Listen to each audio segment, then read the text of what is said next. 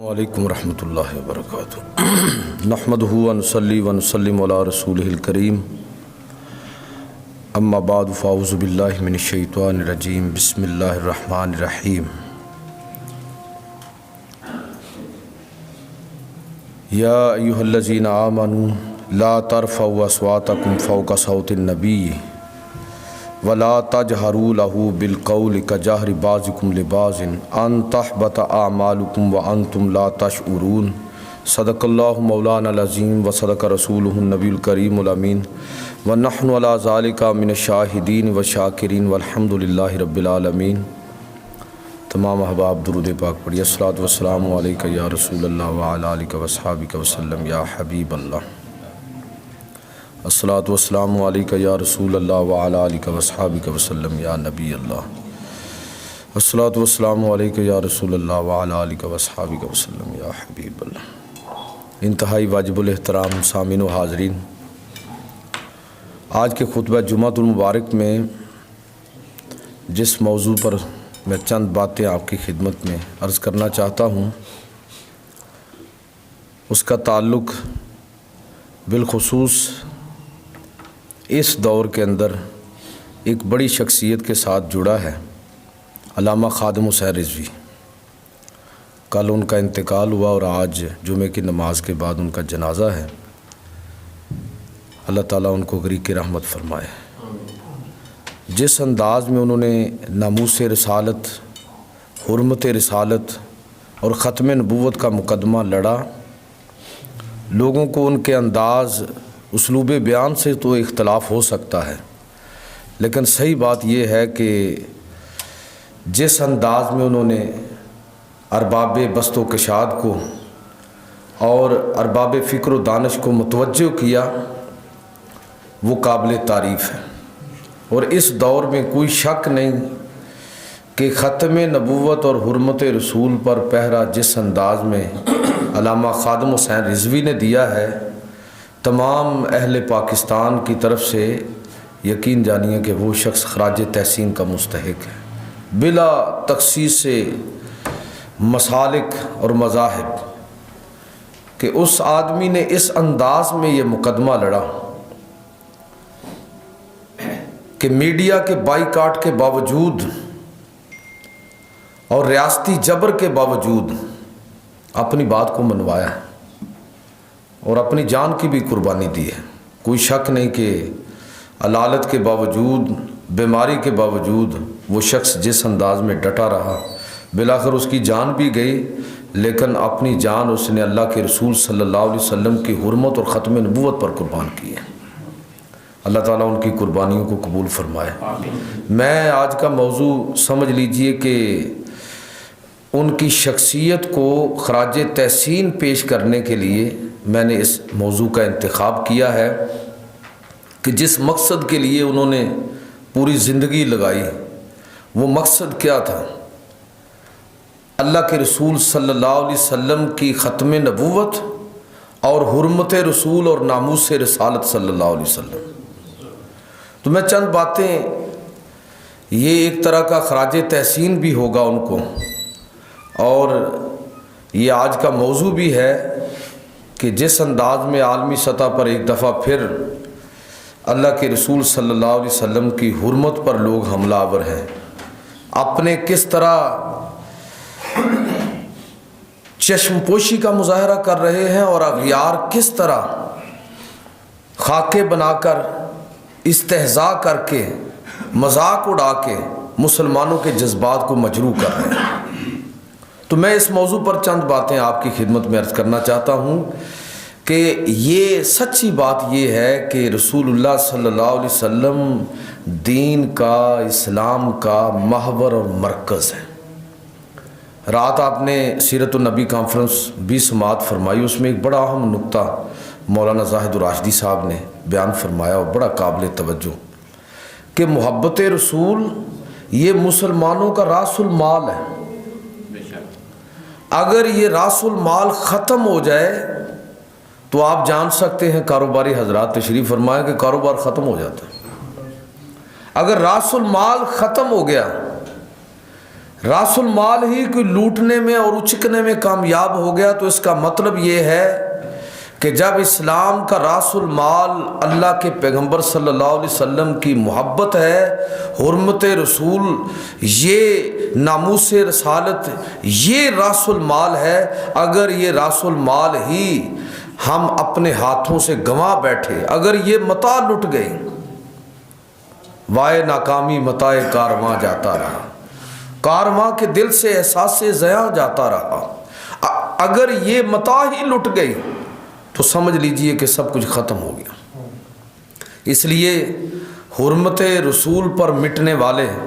ناموس رسالت پر کٹنے والے ہمیشہ کے لیے اس امت میں زندہ ہیں اور خدا اور رسول کی نظر میں محترم ہیں، آج بھی، کل بھی اور قیامت کے دن بھی۔ کیوں نہ ہو کہ یہ دین کی جان ہے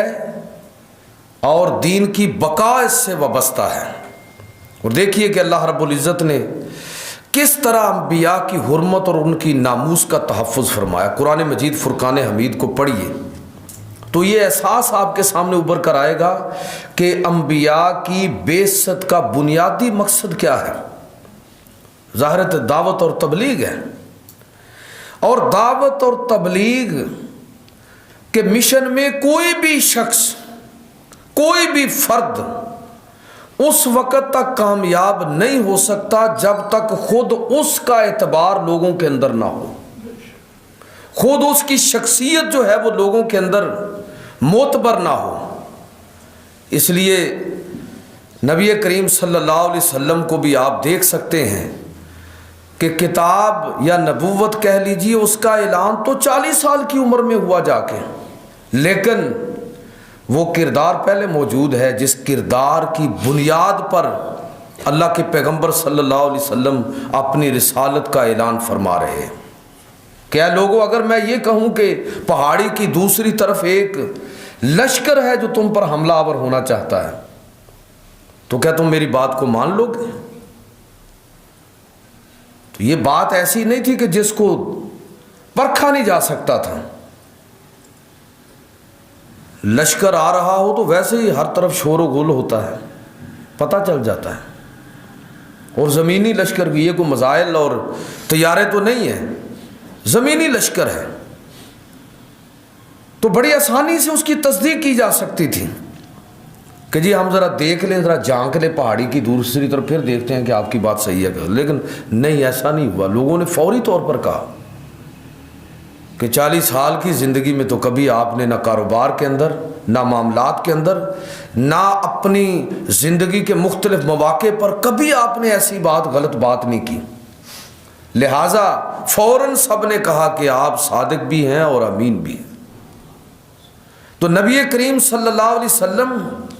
جو بات میں کہنا چاہتا ہوں وہ یہ ہے کہ نبی کی حرمت اور اس کی ناموس کا تحفظ اس کے پیدا ہونے سے لے کر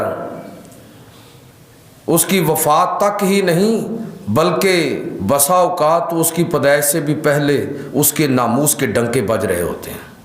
اور اس کی وفات کے بعد اور اس کے وصال کے بعد وہ سلسلہ اسی انداز میں قضاء و قدر کے نقطہ نظر سے جاری رہتا ہے۔ چشم اقوام یہ نظارہ اب تک دیکھیں، شان رفعت شان ورفانہ لکا ذکرک دیکھیں، اقبال کہتے ہیں۔ تو میں یہ کہنا چاہتا ہوں کہ نبی کی بعثت کا اصل مقصد کیا ہے؟ دعوت اور تبلیغ۔ اور اگر نبی کی حرمت اور ناموس پر ہی لوگ اعتراضات کھڑا کرنے شروع ہو جائیں تو وہ دعوت اور تبلیغ کا مشن کیسے پورا ہوگا؟ اس لیے اللہ رب العزت نے جتنے انبیاء کو بھیجا تو ان کے ناموس کا تحفظ کیا۔ اس لیے آپ تاریخ نبوت پر نظر ڈالیں تو آپ کو پتہ چلے گا کہ تمام انبیاء حسب نسب میں سب سے اعلیٰ اور برتر تھے۔ ہر نبی جس دور کے اندر پیدا ہوا وہ سب سے اعلیٰ خاندان اور سب سے اعلیٰ حسب و نسب والا ہے۔ اس لیے کہ لوگ اس چیز کو بھی دیکھتے ہیں، اور جس نبی نے بھی اس دنیا کے اندر دعوت اور تبلیغ کا مشن شروع کیا تو اس کا کردار لوگوں کے سامنے تھا۔ تو حسب و نسب کے اندر آپ دیکھیں، حسن کردار اور حسن اخلاق میں دیکھیں، نبی ہر دور میں سب لوگوں سے آپ کو ممتاز نظر آئے گا، اس لیے کہ اس نے دعوت اور تبلیغ کا کام کرنا ہے، اور دعوت اور تبلیغ کا کام اس کے بغیر ممکن نہیں ہے کہ کسی بھی شخص کو کسی بھی نوعیت کا کوئی اعتراض سوال اٹھانے کا موقع نہ ملے پیغمبر کی سیرت پر۔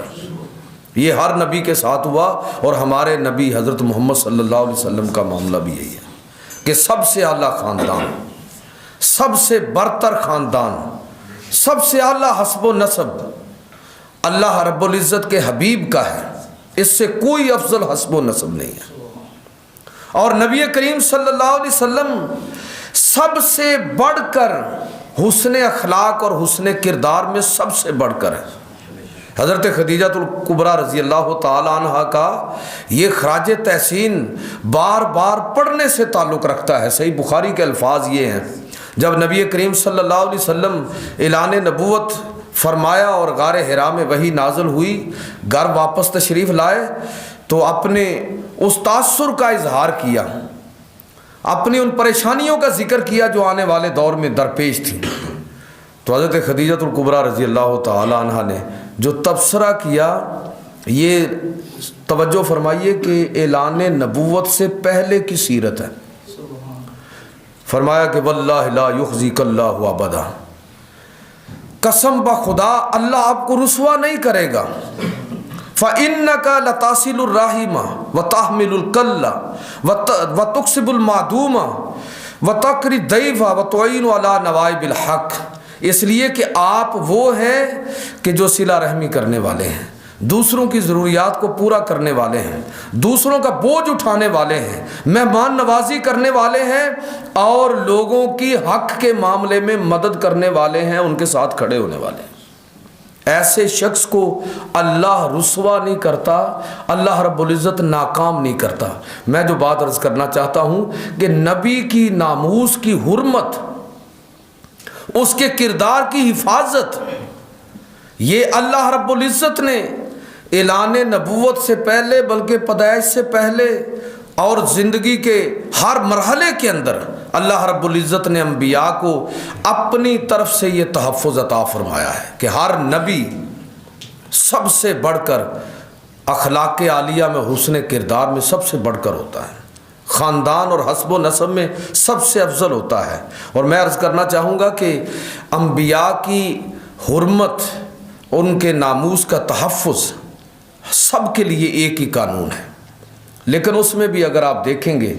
تو نبی کریم صلی اللہ علیہ وسلم کی ذات میں آپ کو ایک گنا فضیلت ملے گی۔ باقی نبیوں کی ناموس کا تحفظ بھی کیا، ان کی عظمتوں کے ڈنکے بھی ہمیں قرآن مجید کے اندر اور پہلے کے صحائف کے اندر بجتے ہوئے نظر آتے ہیں، لیکن ایک فرق آپ دیکھیں گے، جس طرح باقی معاملات میں رسول اللہ صلی اللہ علیہ وسلم کو فضیلت حاصل ہے، اس معاملے میں بھی نبی کریم صلی اللہ علیہ وسلم کو فضیلت حاصل ہے، اس لیے کہ پہلے انبیاء کی نبوت و رسالت کے باب کو پڑھتے ہوئے اندازہ ہوتا ہے کہ جب بھی کسی نبی کی سیرت پر کوئی حملہ ہوا تو اللہ رب العزت کی طرف سے نبی کے کردار کو واضح کرنے کے لیے اور نبی کے کردار کو نکھارنے کے لیے کوئی نہ کوئی گواہی قائم کی گئی۔ کبھی یوسف علیہ السلام پر لوگوں نے تہمت لگائی، سورہ یوسف پڑھی ہے تو اس کا جو پورا منظر ہے وہ سورہ یوسف کے اندر موجود ہے کہ کس طرح کچھ عورتوں نے، اور خاص ایک عورت کا ذکر ہے، اس نے پھسلانے کی کوشش کی، لیکن جب یہ تہمت لگائی گئی تو اس تہمت کے جواب میں اللہ رب العزت نے اہتمام کیا فرمایا؟ قرآن کہتا ہے وَشَاهِدَ شَاهِدٌ مِّنْ أَهْلِهَا، اللہ رب العزت نے اسی خاندان کے ایک بچے کو قوت گویائی عطا فرمائی، اس نے گواہی دی کہ یوسف علیہ السلام سچے ہیں اور یہ جھوٹ بول رہی ہیں یہ عورتیں۔ اور جب عیسیٰ علیہ السلام پر ان کی والدہ پر تہمت لگائی گئی تو اللہ رب العزت نے اپنے قانون کے مطابق نبی کے ناموس کا تحفظ اس طرح فرمایا کہ معجزانہ طور پر حضرت عیسیٰ علیہ السلام کو ماں کی گود کے اندر قوت گویائی عطا فرما دی۔ قرآن مجید فرقان حمید کے الفاظ ہیں کہ حضرت عیسیٰ علیہ السلام نے اس وقت یہ فرمایا تھا، قال انی عبد اللہ آتانی الکتاب وجعلنی نبیا، میں اللہ کا بندہ ہوں، اللہ نے مجھے کتاب عطا فرمائی ہے اور اپنی والدہ محترمہ کی عزت و ناموس اور پاک دامنی کی گواہی دی۔ حضرت عیسیٰ علیہ السلام نے ماں کی گود کے اندر گواہی دی۔ میں کہنا یہ چاہتا ہوں کہ آپ تاریخ نبوت پر نظر ڈالیں تو یہ چیز آپ کو نظر آئے گی کہ انبیاء کے ناموس کی حرمت کا اللہ رب العزت نے ہمیشہ اہتمام فرمایا، تحفظ فرمایا، کبھی کسی طریقے سے اور کبھی کسی طریقے سے۔ یوسف علیہ السلام کی گواہی اسی گھر کے ایک بچے کو زبان عطا فرما دی، اس نے گواہی دی۔ عیسیٰ علیہ السلام کی ناموس پر لوگوں نے حملہ کیا تو اللہ رب العزت نے معجزانہ طور پر عیسیٰ علیہ السلام کو قوت گویائی عطا فرمائی، ماں کی گود کے اندر ان کو وہ الفاظ القا فرمائے کہ انہوں نے اعلان کیا کہ میری ماں پاک باز ہے، میں اللہ کا بندہ ہوں، اللہ کا نبی ہوں اور اللہ نے مجھے کتاب سے نوازا ہے۔ لیکن جب رسول اللہ صلی اللہ علیہ وسلم آپ کی ذات پر نہیں، براہ راست حضور کی ذات پر نہیں بلکہ آپ کی زوجہ محترمہ پر تہمت لگائی گئی، سورہ نور کو پڑھیے، حضرت عائشہ صدیقہ رضی اللہ تعالی عنہ، جب لوگوں نے ان کے کردار پر حرف گیری کی تو اب یہ نہیں ہے کہ کوئی کسی بچے کو قوت گویائی عطا کی گئی ہو، اب یہ نہیں ہے کہ خود پیغمبر کو بولنے کی ضرورت محسوس ہوئی ہو، بلکہ خود اللہ رب العزت نے قرآن مجید کے اندر آیات نازل فرما دی۔ خود اللہ نے نبی نہیں، نبی کی زوجہ کی حرمت کا تحفظ فرمایا۔ کیوں؟ غور کریں ذرا، قرآن مجید فرقان حمید کے وہ الفاظ پڑھنے سے تعلق رکھتے ہیں اور قابل توجہ ہیں کہ جب لوگوں نے تہمت لگائی تو کچھ وقت گزرا، اہل ایمان کی آزمائش ہوئی اور پھر اللہ رب العزت نے، حالانکہ سارے اہل ایمان صحابہ کرام کو اس میں کوئی شک نہیں تھا کہ حضرت عائشہ صدیقہ رضی اللہ تعالی عنہ پاک دامن ہے، نبی کریم صلی اللہ علیہ وسلم نے صحابہ سے ایک خاص مدت گزرنے کے بعد صحابہ کے ساتھ اس موضوع پر گفتگو فرمائی۔ روایات کے اندر وہ واقعات بھی موجود ہیں کہ جب آپ نے حضرت عمر فاروق رضی اللہ تعالیٰ عنہ سے کہا کہ اے عمر، یہ منافقین جس طرح کی باتیں میرے اہل بیت کے بارے میں کر رہے ہیں، تمہاری اس بارے میں رائے کیا ہے؟ تو آپ سنیے عمر فاروق رضی اللہ تعالیٰ عنہ کا جواب۔ انہوں نے آگے سے جواب دیا، اللہ کے پیغمبر، جس رب نے آپ کو ایسی عزت اور حرمت عطا فرمائی ہے کہ مکھی بھی آپ کے جسم اطہر پر بیٹھ نہیں سکتی، اس لیے کہ مکھی تو گندی چیز پر بیٹھتی ہے، جس اللہ نے آپ کو ایسی عزت اور حرمت عطا فرمائی ہے کہ مکھی بھی آپ کے جسم اطہر پر نہیں بیٹھ سکتی، بھلا یہ کیسے ممکن ہے کہ وہ رب آپ کے نکاح میں کوئی ایسی بیوی دے دے جس کا کردار ہی ٹھیک نہ ہو؟ یہ منافقین غلط کہہ رہے ہیں۔ اللہ کے نبی صلی اللہ علیہ وسلم نے حضرت عثمان غنی رضی اللہ تعالیٰ عنہ سے یہی سوال کیا، اے عثمان تم کیا کہتے ہو؟ حضرت عثمان رضی اللہ تعالیٰ عنہ گویا ہوئے کہ اللہ کے پیغمبر صلی اللہ علیہ وسلم، اللہ تعالیٰ نے آپ کو ایسا وجود عطا فرمایا ہے، ایسا سراپا عطا فرمایا ہے کہ آپ کو بے سایہ پیدا کیا تاکہ آپ کے سائے پر بھی کسی کا قدم نہ ٹکے۔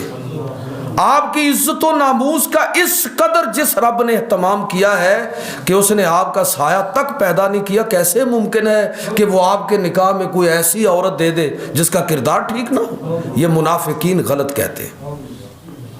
نبی کریم صلی اللہ علیہ وسلم نے حضرت علی المرتضیٰ رضی اللہ تعالیٰ عنہ سے سوال کیا، اور یہ بات ذرا ذہن میں رکھیے کہ وہ کون لوگ ہیں جو حضرت عائشہ رضی اللہ تعالیٰ عنہ بالخصوص اور اہل بیت کے اختلافات کو اس طرح بڑھا چڑھا کر پیش کر رہے ہیں، امت کے درمیان افتراق کا سبب بنا رہے ہیں۔ حضرت علی المرتضیٰ رضی اللہ تعالیٰ عنہ سے سوال کیا کہ علی تم کیا کہتے ہو؟ حضرت علی المرتضیٰ رضی اللہ تعالیٰ عنہ نے فرمایا کہ اے اللہ کے پیغمبر، میں اس کے سوا اور کچھ نہیں کہوں گا، مجھے تو بس اتنا یاد ہے کہ ایک غزوہ سے جب ہم واپس آ رہے تھے اور آپ مجاہدین کی امامت فرما رہے تھے، اور سفر کے دوران آپ نے اپنے نالین پاک اتارے نہیں تھے، جوتوں سمیت آپ نماز پڑھ رہے تھے، تو اللہ رب العزت نے جبریل امین کو نازل فرمایا کہ آپ کی توجہ نہیں رہی، جا کے میرے پیغمبر کو بتائیے کہ جو نالین پاک انہوں نے پہن رکھے ہیں اس پر کچھ آلائش لگی ہوئی ہے، گندگی لگی ہوئی ہے۔ جبریل اترے، آکے پیغمبر کی توجہ اس وقت اس طرف نہیں ہے تاکہ وہ اپنا جوتا مبارک اتار دیں۔ جس رب کو یہ گوارا نہیں کہ آپ کے جوتا پر، آپ کے جوتا مبارک پر، آپ کے نالین پاک پر گندگی لگے، جس رب کو یہ گوارا نہیں ہے اس کو کیسے گوارا ہوگا کہ آپ کے حرم کے اندر کوئی ایسی عورت ہو جو صاحب کردار ہی نہ ہو۔ اے اللہ کے نبی، یہ منافقین جھوٹ بول رہے ہیں۔ حضرات محترم، میں جو بات عرض کرنا چاہتا ہوں وہ یہ ہے کہ اللہ نے اپنے انبیاء، اور ہم بالخصوص بات کر رہے ہیں نبی کریم صلی اللہ علیہ وسلم کی، آپ کے ناموس کا تحفظ، آپ کی حرمت، آپ صلی اللہ علیہ وسلم کے مقام اور مرتبہ اور آپ کی شان کا ہر لمحہ لحاظ اور خیال فرمایا ہے، آپ کے ناموس کا تحفظ کیا ہے۔ جس رب کی شانیں یہ ہیں، میں عرض کر رہا ہوں کہ اگر اس نبی کی ناموس پر کوئی تہمت لگائے تو صحابہ کا یہی طرز عمل تھا، سب بالکل کلیئر تھے، کسی کو کوئی شک و شبہ نہیں تھا، لیکن اس کے باوجود وہ جو شدت ہونی چاہیے تھی نا تحفظ ناموس رسالت کے لیے، اس میں شاید تھوڑی کمی محسوس ہوئی، تو اللہ رب العزت نے سورہ نور کے اندر یہ آیات نازل فرمائیں۔ الفاظ آپ سماعت فرمائیے، صحابہ کو مخاطب کیا ہے، اور صحابہ کی وساطت سے قیامت تک آنے والے لوگوں کو مخاطب کیا، اہل ایمان کو مخاطب کیا۔ فرمایا کہ وَلَوْلَا إِذْ سَمِعْتُمُوهُ قُلْتُمْ مَا يَكُونُ لَنَا نَتَكَلَّمَ بِهَذَا، یہ جو تمہاری اس معاملے میں چشم پوشی ہے یہ کیوں ہے؟ تم نے اس چیز کو ہلکا کیوں جانا کہ منافقین نے پیغمبر کی بیوی پر تہمت لگائی اور تم ذاتی طور پر تو اس کو بالکل اس تہمت کو غلط سمجھتے ہو، لیکن تمہارا جو رد عمل ہے وہ رد عمل ٹھیک نہیں ہے۔ میں نے عرض کیا کہ رات بڑی ایک قیمتی بات ہوئی کہ پیغمبر کی حرمت، پیغمبر کی محبت یہ اہل اسلام کا راس المال ہے، اگر یہ راس المال لٹ گیا تو سمجھ لیجئے کہ اسلام ختم ہو گیا، اسلام مٹ گیا۔ تو اللہ رب العزت نے فرمایا کہ تمہارا یہ رد عمل اس طرح کا کیوں ہے؟ وَلَوْلَا إِذْ سَمِعْتُمُوهُ، ایسا کیوں نہ ہوا کہ جب تم نے یہ بات سنی، قُلْتُمْ مَا يَكُونُ لَنَا أَن نَتَكَلَّمَ بِهَذَا، کہ تم یہ کہتے کہ ہمیں یہ قطعی طور پر زیبا نہیں ہے کہ اس طرح کی لا یعنی بات ہم اس کو سنیں بھی، سننا بھی گوارا کریں۔ تمہارا رد عمل اس پر جس طرح ہونا چاہیے تھا اس طرح نہیں ہے، ایسا کیوں نہ ہوا؟ اور فرمایا کہ اللہ رب العزت فرماتا ہے کہ تم کیوں نہ یہ کہہ اٹھے سبحانک ھذا بہتان عظیم، اے اللہ تو پاک ہے اس بہتان عظیم سے۔ میں آپ سے سوال کرتا ہوں، یہ بہتان اللہ پر تھا؟ نہیں۔ یہ بہتان رسول اللہ صلی اللہ علیہ وسلم پر تھا؟ نہیں۔ یہ بہتان تو رسول اللہ صلی اللہ علیہ وسلم کی زوجہ محترمہ پر ہے، لیکن قربان جائیے کہ اللہ کو اپنے نبی کی ناموس اور حرمت کس قدر عزیز ہے کہ اگر نبی سے نسبت رکھنے والی کسی چیز پر بھی تہمت لگائی جائے تو وہ نبی پر تہمت ہے، اور اگر نبی پر تہمت ہوگی تو وہ گویا کہ براہ راست اللہ پر تہمت لگانے کے برابر ہے۔ سبحانک، اے اللہ تو پاک ہے اس بات سے، تو پاک ہے اس عیب سے کہ تیرے نبی کے، تو اپنے نبی کے نکاح کے اندر کوئی ایسی عورت دے دے کہ جس عورت کا کردار ٹھیک نہ ہو۔ اے اللہ تو اس عیب سے پاک ہے۔ حضرت عائشہ پر اعتراض اور عیب لگانا گویا کہ رسول اللہ پر عیب لگانا ہے، اور رسول اللہ پر عیب لگانا گویا کہ اللہ رب العزت پر عیب لگانا ہے، اور اللہ ہر عیب سے پاک ہے۔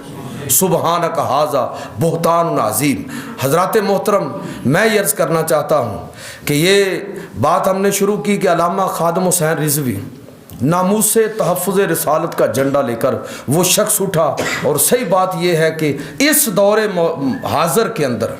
اس عہد کے اندر اس آدمی نے تحفظ ناموس رسالت کا حق ادا کر دیا۔ اللہ رب العزت ان کی بخشش فرمائے اور ان کے درجات کو بلند فرمائے۔ صرف ایک دو باتیں مزید اس موضوع کے حوالے سے عرض کرنا چاہتا ہوں کہ جس ناموس رسالت کا ہم ذکر کر رہے ہیں، اس ناموس رسالت کے حوالے سے قرآن مجید سے صرف میں 3 نکات عرض کرتا ہوں۔ ایک یہ کہ آپ اس پر ذرا غور کرنا ہے آپ نے۔ اللہ رب العزت فرماتا ہے کہ یا ایھا الذین آمنوا لا ترفعوا اصواتکم فوق صوت النبی